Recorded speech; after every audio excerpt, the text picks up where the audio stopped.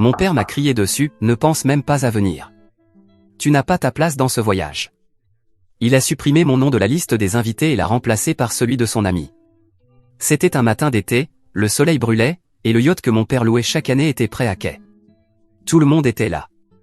Mon père, Ravière, donnant des ordres comme toujours. Ma mère, Clara, silencieuse. Mon petit frère, Pablo, avec sa fiancée Julita, parfait comme toujours. Et ma tante Luz, un peu à l'écart avec sa vieille valise. Moi, David, je suis arrivé avec Luna, ma fiancée, en espérant que ce voyage soit différent. J'avais reçu l'invitation par courrier, comme tout le monde. Le voyage en yacht était une tradition familiale, une semaine sur la côte pour que mon père puisse exhiber son pouvoir. Mais je me suis toujours senti à l'écart. Depuis tout petit, mon père me comparait à Pablo, le fils parfait. « Pourquoi tu n'es pas comme ton frère ?» me disait-il. Pablo était l'avocat vedette, et moi, celui qui n'était jamais à la hauteur. Je me suis approché du yacht, Luna à la main. Elle m'a regardé avec cette assurance qui m'a toujours redonné confiance. « Ne les laisse pas t'écraser », m'avait-elle dit à la maison. Mais en arrivant, j'ai vu mon père avec une liste à la main. « Salut papa, nous sommes là », ai-je dit, essayant de paraître sûr de moi. Il s'est retourné avec un sourire glacial. « David, ne pense même pas à venir. Tu n'as pas ta place dans ce voyage. » Ces mots m'ont frappé de plein fouet. Tout le monde s'est tu. Ma mère a baissé les yeux. Pablo et Julita ont fait semblant de ne pas entendre, et les amis de mon père ont feint l'ignorance. Mais je suis sur la liste, ai-je dit, la voix tremblante. Il a laissé échapper un rire sec, plus maintenant. J'ai mis mon ami Ricardo à ta place. Lui, au moins, il en vaut la peine. Il a sorti un stylo, a barré mon nom et écrit celui de Ricardo. Puis, en montant sur le yacht, il m'a regardé et a dit « Rentre chez toi, David ». Pablo et Julita l'ont suivi sans un mot. Ma mère a hésité, mais elle est montée après eux. Seule, ma tante Luz s'est approchée et a murmuré « Je suis désolé, petit ». Avant de partir. Je suis resté là, sur le quai, avec Luna à mes côtés, regardant le yacht s'éloigner. La douleur était comme un nœud dans ma poitrine. Ce n'était pas seulement le fait d'avoir été rejeté, c'était que ma propre famille m'ait tourné le dos. Luna m'a serré la main. « Ce n'est pas fini », a-t-elle dit avec une étincelle dans les yeux. Je ne savais pas ce qu'elle préparait, mais la connaissant, c'était quelque chose de grand. J'ai grandi dans une maison où mon père était le chef. Il possédait une chaîne de restaurants et un ego énorme. Tout tournait autour de lui. Ma mère était toujours en arrière-plan, essayant de ne pas faire de vagues. Pablo était son préféré, celui qui réussissait tout. Moi, je ne rentrais jamais dans le moule. Si j'avais de bonnes notes, il demandait pourquoi elles n'étaient pas parfaites. Si je faisais quelque chose de bien, il trouvait toujours un « mais ». Avec le temps, j'ai arrêté d'essayer de lui plaire. Je me suis tourné vers la technologie, programmant dans ma chambre pendant que Pablo assistait à des événements avec lui. À l'université, j'ai rencontré Luna. Elle a cru en moi quand personne d'autre ne le faisait. Ensemble, nous avons lancé une entreprise technologique, Luminary Lab. Ce furent des années de travail acharné, de nuits blanches, de refus de la part d'investisseurs. Mais il y a quelques mois, nous avons signé un accord de 35 millions de dollars pour vendre l'entreprise. C'était ma plus grande réussite. Mais quand je l'ai annoncé à mon père, il a simplement dit « Ce n'est rien comparé à ce que fait Pablo ». Après l'humiliation sur le quai, Luna n'est pas restée les bras croisés. « Nous allons acheter l'entreprise qui loue ce yacht », m'a-t-elle dit ce soir-là en consultant son ordinateur portable. « Quoi » ai-je répondu, pensant qu'elle plaisantait. Mais non. L'entreprise Marina Lux avait des problèmes financiers, et avec l'argent de la vente, nous pouvions l'acheter. Pendant des semaines, Luna a travaillé sans relâche. Elle a parlé avec des avocats, des banquiers et les propriétaires de Marina Lux. Je n'y croyais pas, mais nous y sommes parvenus. Nous avons acheté l'entreprise. Du jour au lendemain, je suis devenu le propriétaire du yacht que mon père louait. L'été suivant est arrivé rapidement. J'ai mis une chemise simple, rien d'ostentatoire. Luna était radieuse dans une robe bleue. « Tu es prêt ?» m'a-t-elle demandé en chemin vers le quai. Plus que jamais, ai-je répondu, même si les nerfs me rongeaient. En arrivant, tout était comme avant, mon père donnait des ordres, Pablo et Julita posaient. Ma mère, silencieuse. Ma tante Luz, à l'écart. Je me suis approché du yacht, ignorant les regards. Mon père m'a vu et a froncé les sourcils. « Que fais-tu ici, David ? Je t'ai dit que tu n'étais pas le bienvenu. » Avant que je puisse répondre, le capitaine, un homme robuste au sourire bienveillant, s'est approché. « Bienvenue à bord, Propriétaire, dit-il d'une voix forte et claire. Le quai est devenu silencieux. Mon père a pâli. Propriétaire, a-t-il murmuré. Le capitaine a hoché la tête. Monsieur David est le propriétaire de Marina Lux. Ce yacht lui appartient. Le visage de mon père est passé de l'incrédulité à la fureur, mais il n'a rien dit.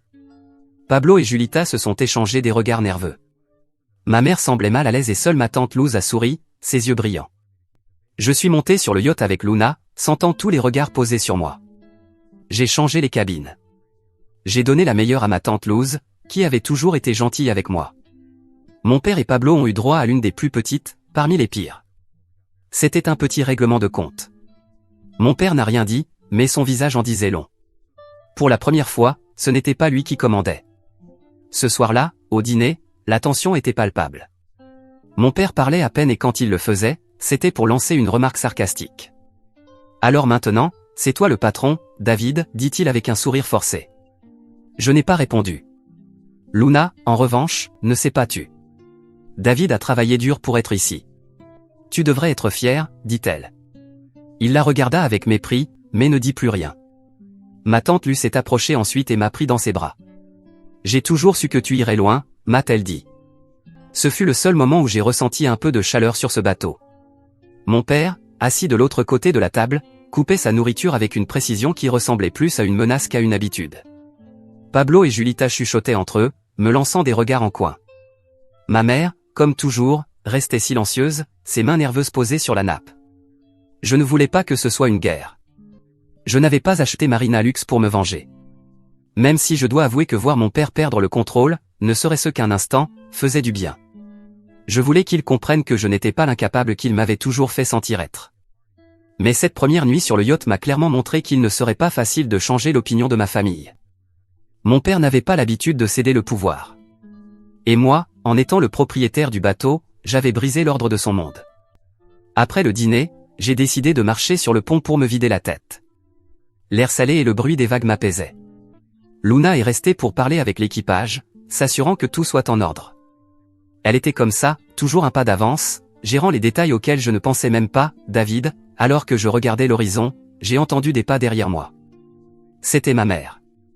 Elle s'est approchée lentement, avec cette posture tendue qu'elle avait toujours quand mon père était dans les parages, même s'il n'était pas là cette fois. David, dit-elle à voix basse, presque comme si elle craignait que quelqu'un l'entende, bonjour. Je ne sais pas comment tu es arrivé à ça, mais je suis impressionné. Ces mots m'ont surpris. Ma mère me parlait rarement directement, toujours prise dans l'ombre de mon père. Mais son ton n'était pas chaleureux, plutôt prudent, comme si elle pesait chacune de ses paroles. Juste, ne rends pas les choses plus difficiles qu'elles ne le sont déjà, ajouta-t-elle avant de se retourner et de rentrer à l'intérieur. Ces mots m'ont laissé un goût amer. Rendre les choses plus difficiles? Je n'étais pas celui qui avait rayé un nom sur une liste devant tout le monde. J'ai décidé de ne pas laisser cela m'atteindre. Le lendemain, je me suis promis de profiter du voyage à ma manière. J'ai parlé avec le capitaine, un homme nommé Marcos, qui semblait comprendre plus qu'il ne disait. Je lui ai demandé de modifier l'itinéraire pour inclure un arrêt dans une crique tranquille que Luna et moi avions découverte il y a des années. Un endroit où nous nous réfugions lorsque la pression de la vie devenait trop forte. J'ai aussi organisé quelques activités pour la famille, des choses simples, comme un déjeuner sur le pont avec de la musique live, quelque chose que mon père ne faisait jamais, car il considérait cela comme peu raffiné. Je voulais que ce voyage soit différent, pas juste une démonstration de sa richesse. Mais chaque décision que je prenais semblait déranger mon père. Pablo, lorsque j'ai annoncé le changement d'itinéraire, a froncé les sourcils et a murmuré quelque chose sur le fait de ruiner la tradition. Pablo, toujours à vouloir lui plaire, s'est joint aux plaintes. David, pourquoi changer les choses? Tout allait bien comme c'était. Julita, à ses côtés, a acquiescé sans dire un mot. Il était évident qu'il ne savait pas comment gérer le fait que je sois aux commandes. Ma tante Luz, en revanche, était ravie. C'est exactement ce qu'il nous fallait, m'a-t-elle dit alors que nous prenions un café sur le pont. Un peu d'air frais. Cet après-midi-là, alors que le yacht naviguait vers la crique, je me suis assis avec Luna à la proue. Nous avons parlé de tout sauf de ma famille. Elle m'a parlé d'un nouveau projet qu'elle voulait lancer, quelque chose dans la technologie éducative pour les enfants. Son enthousiasme était contagieux. Et pendant un instant, j'ai oublié la tension qui flottait dans l'air. Mais alors, Pablo s'est approché, une bière à la main, avec ce sourire arrogant qu'il arborait toujours quand il voulait me provoquer. Alors, David, c'est ça? Tu achètes un yacht et tu crois que tu es meilleur que nous, dit-il en s'appuyant sur la rambarde. Pablo, je ne voulais pas entrer dans son jeu, mais Luna ne s'est pas retenue. Pablo, David n'essaie pas d'être meilleur que qui que ce soit. Il prend simplement la place qui lui revient. Il l'a regardé, surpris, puis a éclaté de rire. Bien sûr, le grand héros. J'ai toujours su que tu étais le cerveau derrière tout ça, Luna. Il y avait dans sa voix une pointe de mépris, mais aussi autre chose, comme s'il était jaloux qu'elle ait autant de contrôle. Avant que l'un de nous puisse répondre, le capitaine nous a appelés pour annoncer que nous étions arrivés à la crique. C'était un endroit magnifique, avec une eau cristalline et des rochers qui semblaient sculptés par le vent. Nous avons organisé un déjeuner en plein air, avec des tables sur la plage et une musique douce en fond sonore. Ma tante Luz rayonnait, aidant l'équipage à servir le repas et discutant avec tout le monde. Ma mère est restée silencieuse, mais j'ai remarqué qu'elle observait le paysage avec une expression que je ne lui connaissais pas, comme si elle se souvenait de quelque chose. Mon père, en revanche, est resté sur le yacht, disant qu'il préférait travailler sur quelque chose d'important. Ce soir-là, après le retour de tout le monde à bord, j'ai décidé de parler à mon père. Je ne sais pas pourquoi j'ai cru que ce serait une bonne idée, mais une part de moi voulait essayer, ne serait-ce qu'une fois, de me connecter à lui.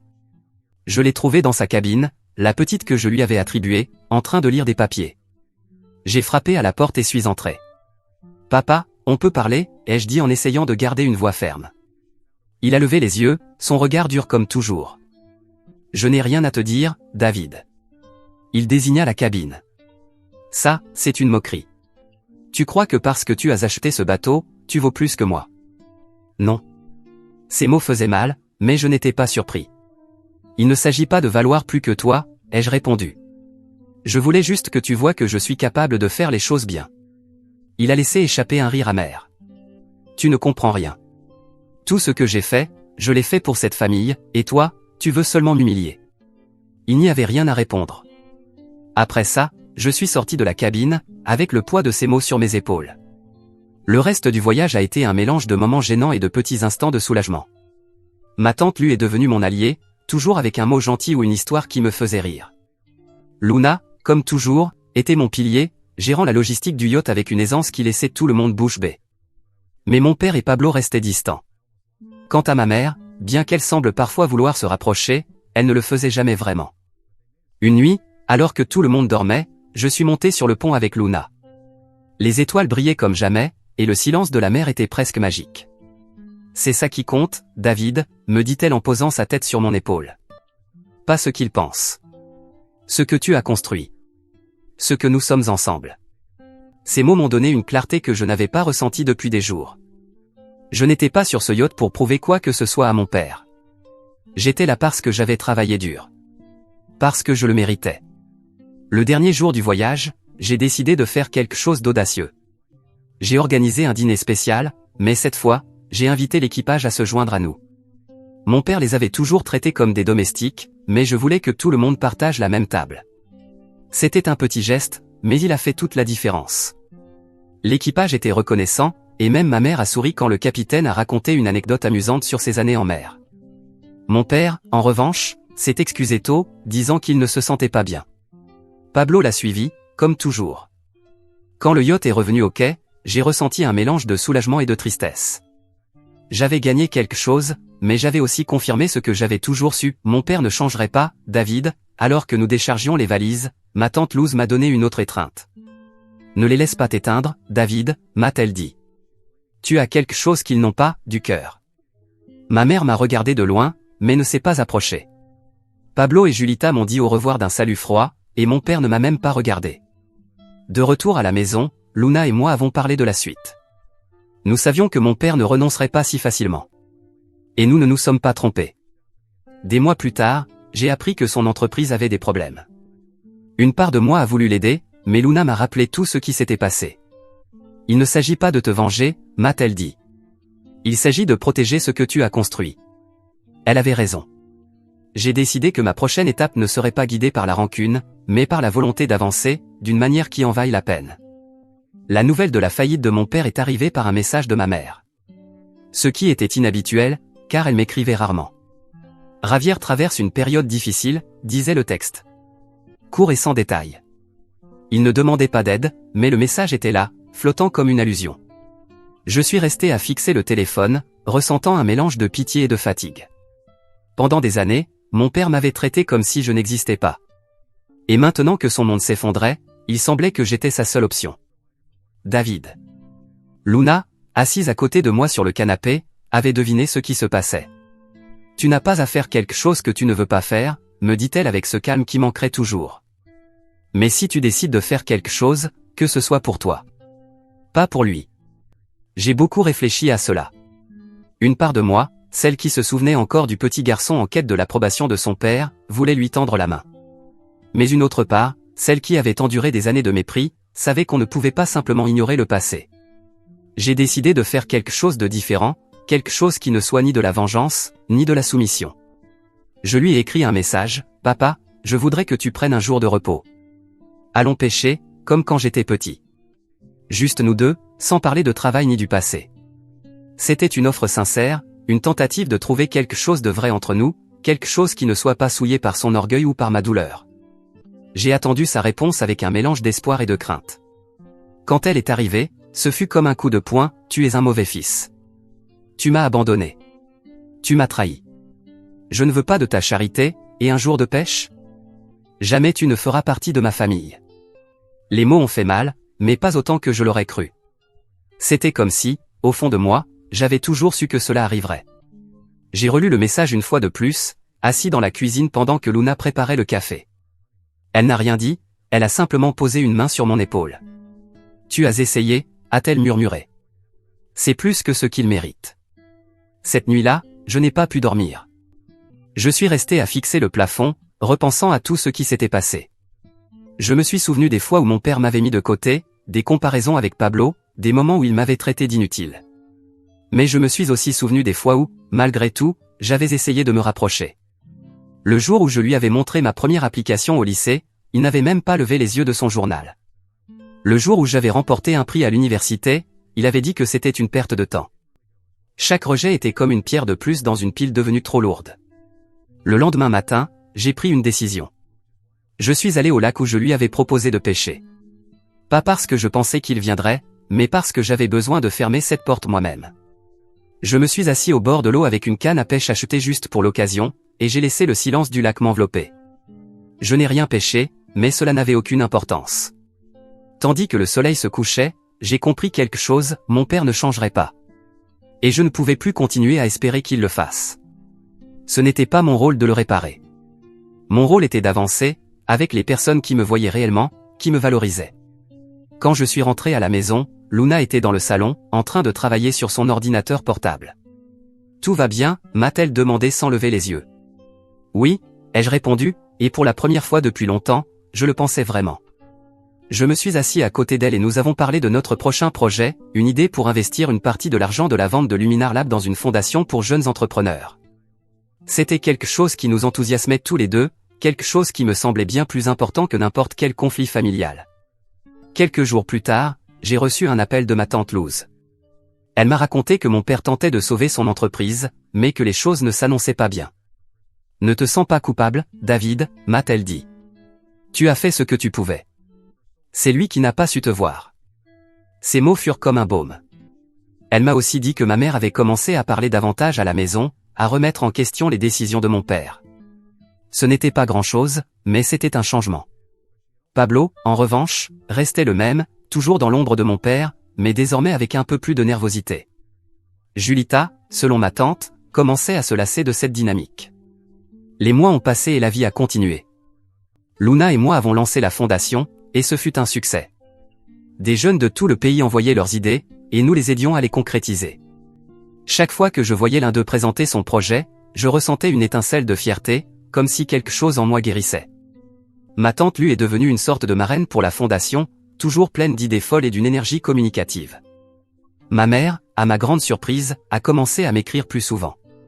Ses messages étaient courts, mais il y avait quelque chose de différent en eux, comme si elle essayait de retrouver sa voix.